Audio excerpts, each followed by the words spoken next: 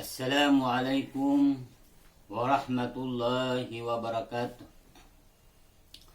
Alhamdulillah, alhamdulillahilladzi waqafa, wassalatu wassalamu mustafa ala sayyidina Muhammadin wa ala alihi wa ashabihi ajma'in, amma ba'd.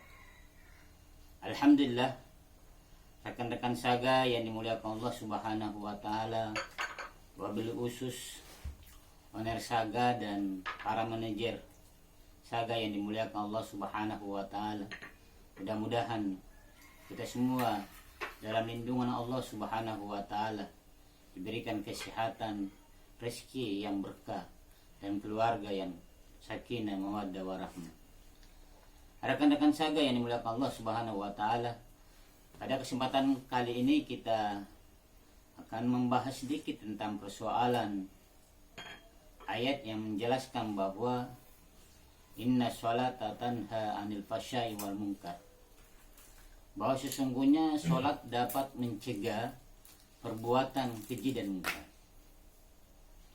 Ini gambaran dari peristiwa Isra Miraj, di mana Allah Subhanahu wa taala memberikan Rasulullah SAW sebuah pedoman hidup, dari mana pedoman ini menjadi ukuran seseorang hamba apakah dia pantas atau dia patut untuk masuk dalam surganya Allah atau tidak.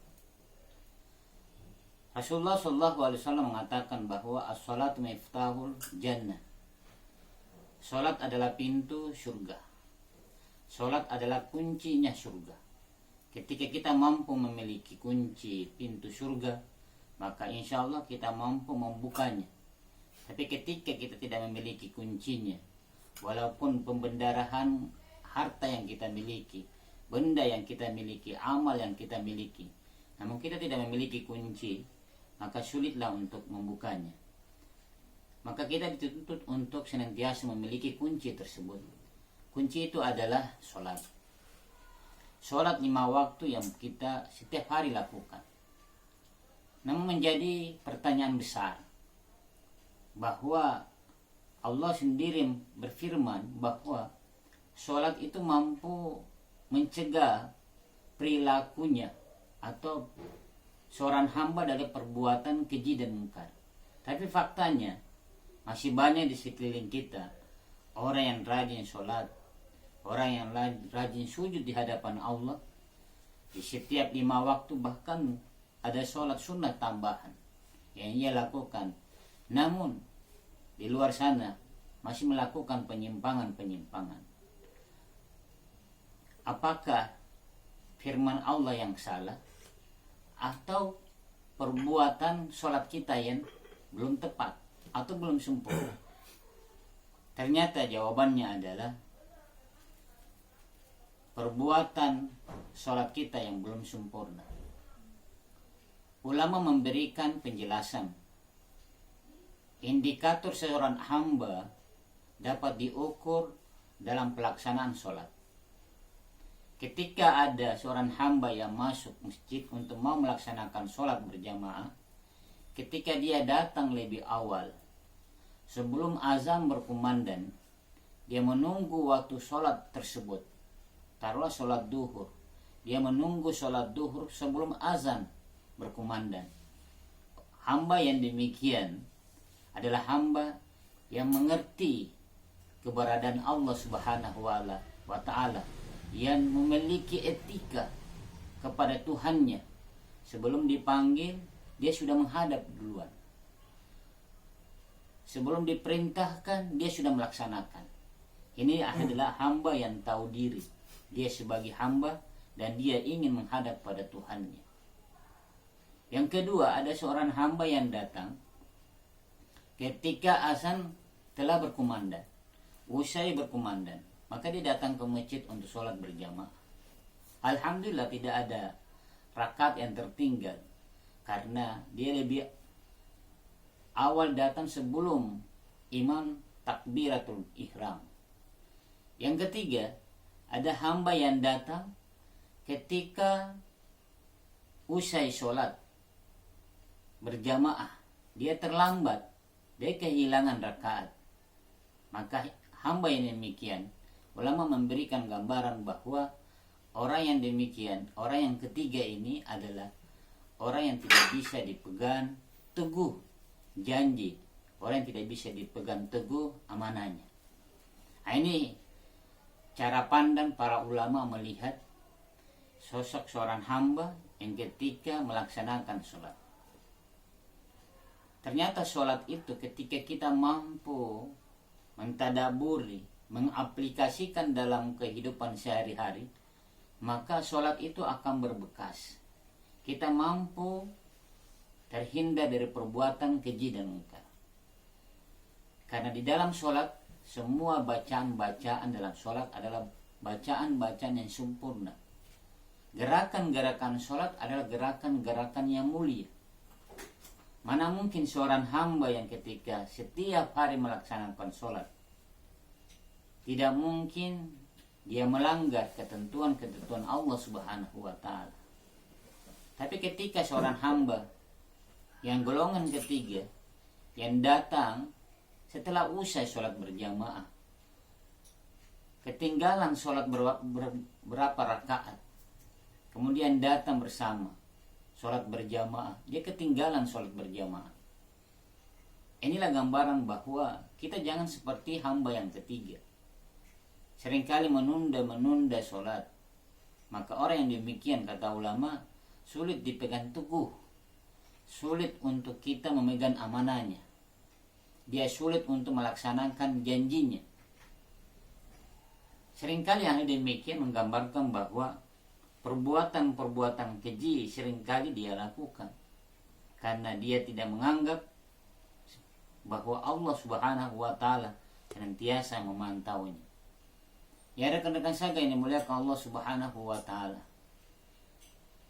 Rasulullah SAW dalam satu riwayat dijelaskan bahwa ketika Rasulullah SAW bersama para sahabatnya, di situ ada Abu Bakar, ada Umar, Utsman dan Ali dan sahabat-sahabat lainnya. Ketika Bilal bin Rabah mengumandangkan azan, maka Rasulullah SAW secara spontan meninggalkan majelis bersama sahabatnya, meninggalkan sahabatnya, kemudian menuju panggilan Bilal ketika dia berazan. Ini memberikan gambaran betapa penghargaan Rasulullah SAW terhadap panggilan-panggilan azan, panggilan Bilal untuk bersama-sama melaksanakan sholat. Ini menjadi barometer, ini menjadi ukuran. Memang dalam fikih tidak digolongkan orang itu berdosa besar ketika azan berkumandang kemudian dia mengatakan sebentar atau menundanya karena banyak pekerjaan yang harus dia lakukan, karena waktu yang disediakan Allah begitu panjang, apatah lagi waktu duhur ke asar itu ada waktu kurang lebih 3 jam sebelum masuk waktu asar. Tidak ada dalam hukum fikih, tidak digolongkan dia termasuk dosa ketika menunda sholatnya. Tapi lihat dalam aspek ketaatan seorang hamba kepada Sang Khalik, kalau kita bisa sedikit merenung betapa baiknya Allah, betapa kasih sayangnya Allah kepada kita, ketika kita memperhatikan seorang hamba yang terbaring di rumah sakit, yang membutuhkan oksigen, dan harga oksigen yang dibutuhkan dalam sehari bisa menghabiskan uang kurang lebih 91 juta per hari. Kalau dikalikan dalam sebulan, dia bisa menghabiskan kurang lebih 2,7 miliar. Kalaulah ada orang yang mampu memberikan kita sebanyak uang demikian, apakah kita tidak taat kepada orang itu? Jangankan 2,7 miliar, mungkin 1 juta saja, 2 juta, 3 juta yang diberikan kita setiap bulan, kita merasa senang. Apa yang diperintahkan kita laksanakan.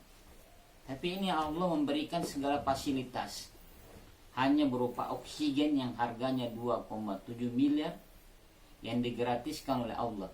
Belum lagi denyut jantung kita yang dijaga, mata kita yang Allah memberikan fasilitas pelayanan yang berlapis.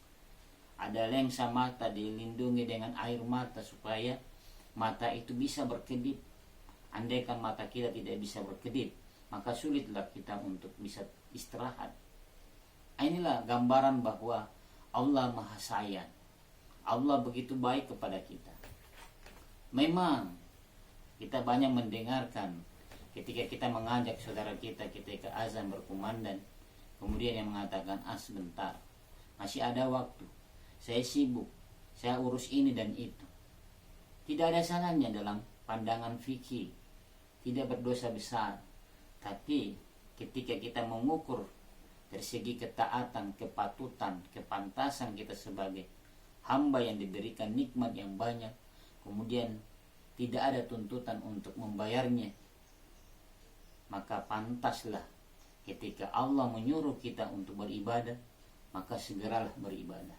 Ini menjadi barometer, menjadi ukuran seorang hamba dapat dilihat dari pelaksanaan sholat.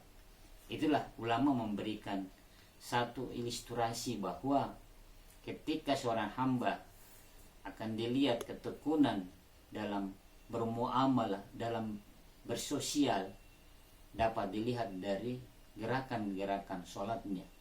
Kalau gerakan sholatnya lagi ketika dia ruku sujud terburu-buru, maka bisa jadi pekerjaan di luar sana pasti tergesa-gesa. Tapi kalau kita lihat orang yang ruku sujudnya, tumaninanya lengkap dengan menghayati bacaan-bacaan, maka dapat dipastikan ketika di luar sana dalam kehidupan sosial dia mampu bekerja dengan baik. Dapat diukur dalam pelaksanaan sholat. Ada gambaran dan merupakan riset yang sangat menakjubkan. Ketika saya bertanya kepada para pengusaha, mereka ternyata banyak merekrut saudara-saudara kita yang dari kelompok jamaah tabligh. Saya bertanya kenapa mereka yang direkrut, kenapa mereka yang diterima ketika bekerja. Dia mengatakan bahwa dapat dibuktikan kejujurannya, dapat dibuktikan ketepatan waktunya, dapat dibuktikan ketaatan kepada pimpinan. Ternyata betul. Apalagi di kota Jayapura, di sana di AB ada SPBU. Dan mayoritas teman-teman jamaah tabligh yang bekerja di sana, kita lihat waktu sholat dia tutup, waktu sholat dia istirahat. Dia menempatkan diri posisinya sebagai hamba Allah ketika waktu sholat. Jadi dia tidak begitu berambisi untuk mengejar kehidupan dunia, karena mereka sadar bahwa semua itu adalah titipan dari Allah Subhanahu wa Ta'ala. Ini fenomena yang kecil yang kita bisa angkat kesadaran kita bahwa betapa pentingnya ibadah sholat itu sendiri. Dan masih banyak ibadah-ibadah lain, baik itu ibadah zakat, ibadah puasa dan lain sebagainya, khususnya juga ibadah zakat. Ini saya perlu informasikan ke teman-teman sekalian bahwa ternyata kenapa Nabi Ibrahim itu beriringan selawat kita, tahiyatul akhir kita ketika kita sholat itu beriringan tahiyat bersama Rasulullah Shallallahu Alaihi Wasallam, karena Ibrahim salah satu sosok Nabi yang memiliki sifat kedermawanan yang sangat luar biasa. Bahkan dalam satu riwayat dijelaskan bahwa ketika Nabi Ibrahim makan malam, dia tidak memiliki teman, maka dia mencari teman, berkilo-kilo dia mencari teman. Untuk apa? Menemani dia untuk makan malam. Betapa dermawannya. Itulah kenapa di dalam tahiyatul akhir ketika kita sholat itu disandingkan selawatnya kepada baginda Rasulullah SAW, karena sosok kedermawanan Nabi Ibrahim alaihissalam. Rekan-rekan saga yang dimuliakan Allah Subhanahu wa taala, dapat kita simpulkan dalam perbincangan singkat ini, yang pertama bahwa kita harus menjaga ibadah kita, khususnya ibadah sholat, dan dapat diukur kinerja kita, perilaku kita melalui sholat. Dan ketika sholat kita bagus, maka semuanya akan dapat diukur menjadi bagus. Itulah pesan Rasulullah SAW. Ketika ibadah sholat kita bagus, maka semuanya akan bagus. Rekan-rekan saga yang dimuliakan Allah Subhanahu wa taala, mari kita memohon mudah-mudahan Allah Subhanahu wa taala memberikan kita semangat, memberikan motivasi kita untuk senantiasa beribadah kepadanya, khususnya ibadah sholat. Kita memohon kepadanya mudah-mudahan Allah memberikan kesadaran kita, memberikan pengamatan kita, memberikan dorongan kita dalam beribadah. Karena pastilah dunia ini hanya sementara dan akhirat adalah kehidupan yang kekal. Bismillahirrahmanirrahim. Alhamdulillahirabbil alamin. Allahumma shalli wa sallim ala sayyidina Muhammadin wa ala alihi wa sahbihi ajmain. Rabbana taqabbal du'ana innaka antas samiul alim wa tub alaina innaka antat tawwabur rahim. Rabbana atina fid dunya hasanah wa fil akhirati hasanatan wa qina adzabannar.